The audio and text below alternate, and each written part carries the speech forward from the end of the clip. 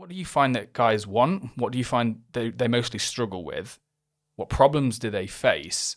What problems do they think they have, but they actually don't? They have another problem maybe. So I just wondered, we could start there. So what's their goal? Like, what do they come to you for, generally speaking, initially?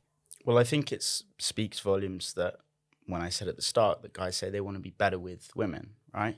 And I think that one of the problems that guys face, and actually tying in perfectly with what you're talking about, I really do think it's mostly down to social media, is that they get stuck in this frame of wanting to be better than they are, but not from the right place. It's coming from a sort of place of weakness, of constant comparison to other people, and sort of this like suffocated pride of like why don't I have what I want? I should be able to have what I want. And a lot of guys come from this perspective, and then they so when they say I want to be better with women, it's almost this kind of egoic drive, right? To feel like worthy of women, right? To feel worthy of beautiful women.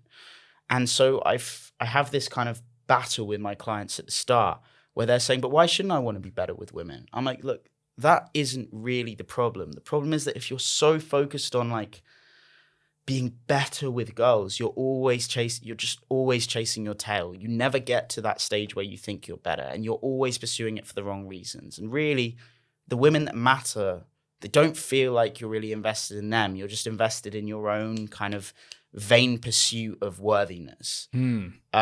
And so I have this sort of battle with them where a lot of the guys that come to me are invested in personal development as well, right? It's very interlapping. And I say, look, you just got to drop the personal development side during this process. And we're going to focus on outcomes. We're going to focus on the manifestations of the process in your life. I know there's a lot of talk in self-help about process orientation versus results orientation. But in this case, I think that if guys are focused on like, getting better with girls, then they go out and they do an approach and the girl was friendly, right, and nice. And they're like, yes, I'm getting better. I'm good now. I'm getting better. And the next one, it goes badly. And they're like, oh, I'm having a bad day. I'm having a bad day. And they get exhausted by these stories that they're telling themselves about doing well or doing badly. Whereas the guys that come to me, the clients that come to me and say, Sam, I'm looking to get married. I want to get married to this type of woman. They know what they want directly. They get rejected by a girl and they're like, okay, she wasn't the one. What about this one? Okay, she wasn't the one. What about this one? And they get into it because they don't care. They're not getting wrapped up in the stories in the moment about why this girl didn't like them and what they did wrong, right? Now, there's some value to active learning, to saying, right, okay, this girl responded badly when I said that. Maybe I in this culture that there's something that I did to offend them, right? I mean, I was talking to a girl the other day and I was like, oh, cool. So where do you live? And she was like, I was like, sorry? She was like, you can't ask that. I was like, I didn't ask for your postcode. I didn't ask for your address, but your apartment number. Yeah, exactly. So when I come out of that interaction, I think, right, I'm fairly certain that's not an inappropriate thing to say. But if a pattern emerges, if I say that again and another girl responds like that, then I've learned something about Lisbon, right? I've learned something about at least the culture here. So there's some value to active learning. But for men to constantly be like looking back at the interaction and trying to find reason in why this didn't go well or this did is it's a complete dead end, because we can't control the mood she's in. And there's been research done on this, right? Where women were given in an experiment, 50% of the test subjects were given a task to do, right? They were told, you have to deliver this parcel to this house. And the other 50% weren't given a task, right? And as they left the building, a guy would come and approach them. I may be misquoting this a little bit, but this is the general gist. A guy would come and approach them, right? Now, the women that had the task to do were way less receptive to being approached than the women who had nothing to do. They were just told to go outside for 10 minutes, right? Mm-hmm. So what that evidence showed is that if we've been given something that seems to us important to do, we are way less likely to respond to a cold approach, whether that's someone selling something or someone asking for our number or whatever in the street.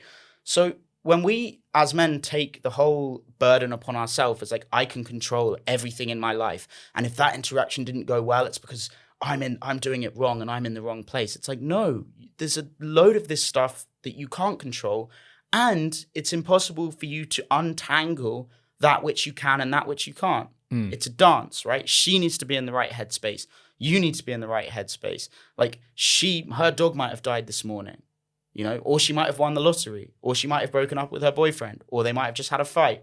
And each one of these situations, which you have no control over, is going to entirely shape the way that she responds to you. So what's the solution? Well, the solution is to say, whether this goes seemingly really well or seemingly really badly, I am going to completely drop it after it happens, right? If I get a phone number or contact details, then I can come back to them later. But for now, during this process, I'm going to drop it all. I'm going to focus only on my lived experience right now, walking around, standing up straight, focusing on the faces of the individuals with whom you're coming into contact. And every time you have an interaction, whether it went well or bad, you drop it completely and come back to this moment. And what I learned for myself in following this process is that before, when I would get fatigued, I would find that if I had one good interaction, 10 minutes later, I wanted to go home feeling exhausted. And I was exhausting myself going over it in my head. When shall I message her? How was the interaction? What did she say her favorite thing to do was? You exhaust yourself with the emotional energy, feeling good and bad and annoyed and happy and getting wrapped up in these stories about nonsense. And really, you should just be focusing on right now, next, drop it, move on to the next one. Yeah, I understand.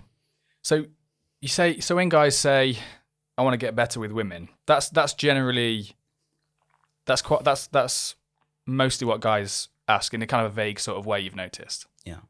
I want to get better with women. And you mentioned that obviously if someone comes to you and says they have like a concrete goal, such as I want to get married to this kind of woman, it tends to stand them in better stead than just saying a vague, I want to get better with women. Because you're saying that the guys that often say, I just want to get better with women, you're saying it's coming from a place of, coming from not quite the, not a good motivational foundation, right? They're coming from a place of maybe insecurity. I think at least they're coming from a place of lack of clarity. Right. Because to be better with women, the only way that thought can exist in your mind is as a vague picture of a guy that is cooler than he is now in some way, right? Yeah. It's not concrete. It's not anything that you can actually work towards. It's just this vague image of the love child of you and Hugh Hefner, right?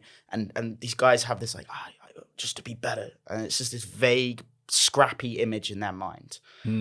And usually it comes when I've got slightly older clients, maybe like mid-late 30s, and they've sorted out their financial side and their health side, and, focusing on those two things has taken them out of the dating market to some extent, and they've sort of neglected that area a bit, but they're clear about what they want.